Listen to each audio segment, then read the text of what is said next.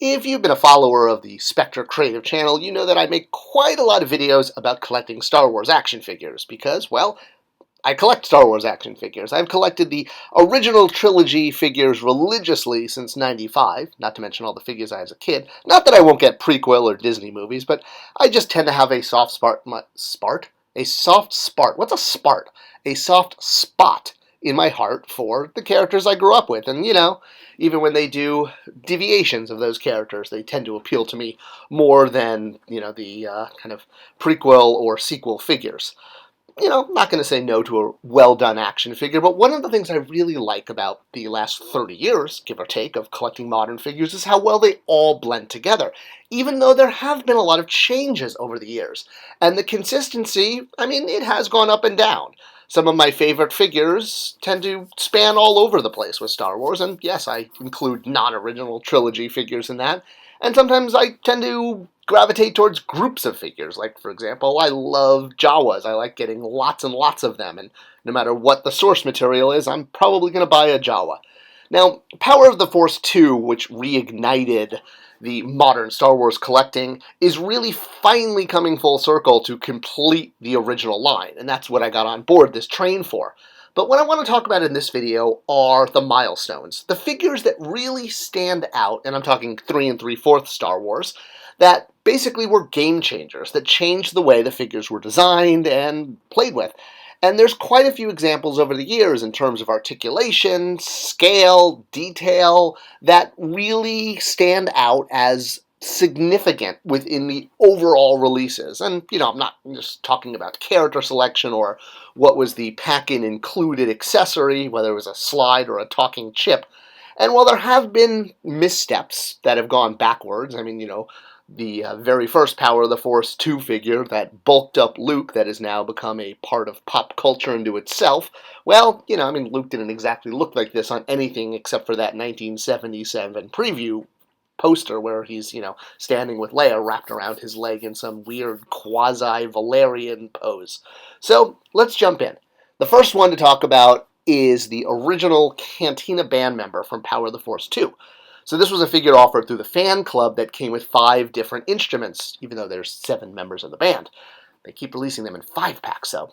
The reason this figure is significant, it was the first figure to have elbow articulation and wrist articulation. And while it was re-released, meaning the tool, the mold was re-released several times, sometimes adding soft goods, it was significant because, this was the first Star Wars figure that could move its arms and elbows to hold their accessory. And it took until 2022 even before we got a new tool, a new mold of a Cantina band member in this scale, this time coming with 3 instruments. So, really cool. Another significant early Power of the Force 2 figure to note is the removable helmet Vader. And obviously the fact that he is removable helmet Vader is significant enough, the fact that you could pop off his helmet. Now there were figures that had removable helmets way back in the Kenner days in the 80s, but Vader was always tough because, well, the attempts to do a removable helmet Vader back in the day resulted in a pinhead. It took till technology caught up. But it's not just the removable helmet that makes this figure significant. It's the swivel arm.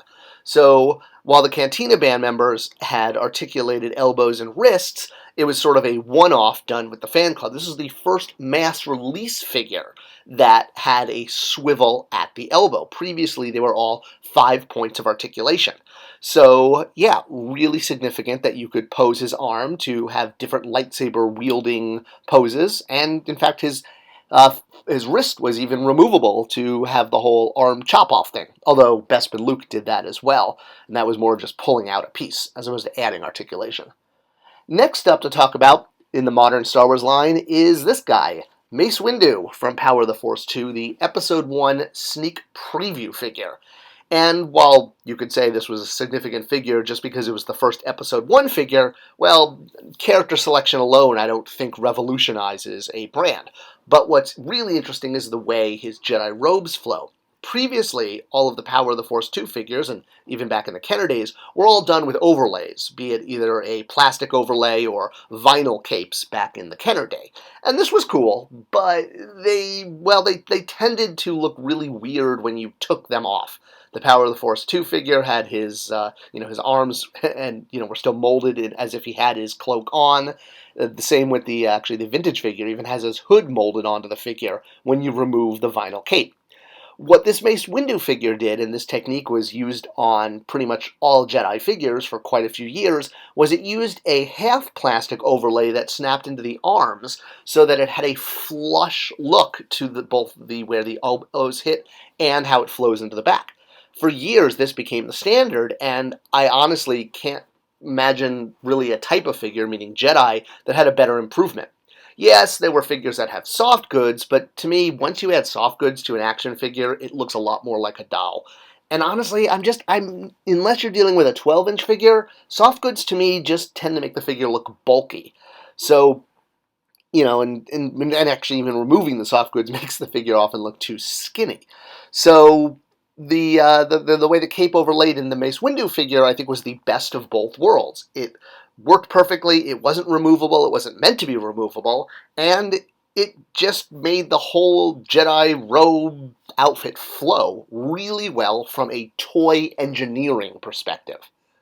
Alright, as far as breakthrough figures, of course, Boba Fett has had many, many firsts, being the first mail-away figure, the first figure that had an action feature that was then removed, choking hazard, as well as one of the earliest 12-inch figures. But of all the improvements that Boba Fett has gone through over the years, and, now Boba Fett's back and more cleaned up than ever, but, that's because money's there to be made, well, there's one Boba Fett figure that actually stands out amongst, I don't think there's been, I'm not going to say hundreds of Boba Fetts, because I know there hasn't been hundreds, but, I'm sure if we did a count, there's probably been like 20 plus over the past 30 years. Well, the 300th Boba Fett, meaning 300th 3 3/4 figure that was released in a deluxe diorama package, was a real breakthrough. Not just in the sense that he had that soft goods cloak or little cape thing, which again I can go pass or take, but it was the fact that this was the very first 3 3/4 figure that was really in true 3 3/4 scale to both other figures and vehicles. Previously, things were a little wonky. You could be a little big, you could be a little small. What this Boba Fett did was it really solidified the true 3 3/4 scale, and this was one of the first figures that could truly hold their accessory with both hands. Yes, we had a weak way that could hold a staff, but getting Boba Fett to be in that iconic pose from all of those stills from Empire made it a great figure, and he got repacked a few times. But that 300th Fett, he was worthy of, being a figure to celebrate with a deluxe execution. And following this release, pretty much all the figures going forward were scaled back to what he looked like. Now, dewbacks have always been something I love, and this dewback was the very first one that had a figure that went through the saddle in order to sit on him. Later figures in the modern line had articulated legs that would sit astride, but there were kind of always issues. They didn't really work that well. It wasn't until this Legacy Collection release that we had an action figure that had true ball-jointed legs, which meant that this figure could sit astride a dewback, or, well, basically anything, in a very movie-accurate shot, I suppose you could say. Well, I guess if you go back to the original draft of the movie, you only saw them in the background. But the point is, compared to all of the previous dewbacks, we finally had a stormtrooper that could sit on it. Alright, next up in articulation and improvements, we have to jump all the way to Mando. Not Lando, Mando. I think they should make a Lando Mando spinoff where they, do things together, because it rhymes. Rhyming is cool. Alright, well, this figure is significant because it didn't have a removable helmet. It had a removable head. It's the very first time we got a Star Wars 3 3/4 figure that actually had swappable heads. Something that's very common in other scales, like 6-inch and 12-inch, and has been done for decades. Previously, figures that had removable helmets suffered what I call wonky helmet look, where either the head is too much of a pin, or the helmet is just too oversized, that when you put it on the figure, it just, well, that ain't right, to quote Hank Hill. it just felt that, well, the size of the helmet then, because it has to encompass the head inside, it winds up either riding too high or showing the neck or just looking not quite in scale. I think this Jango Fett is one of the worst offenders. So it was really cool to finally get a figure with a true removable head, and this is a feature that's been used on several figures since. I think the Bo-Katan figure that came out a wave or so later is one of the absolute best. It's one of the most beautiful figures. I mean, not just from female beauty, but just beauty as far as engineering. And the head swap works perfect. And I think that concept then culminated in Fennec Shand, who not only has a swappable head, but you can actually swap her ponytail.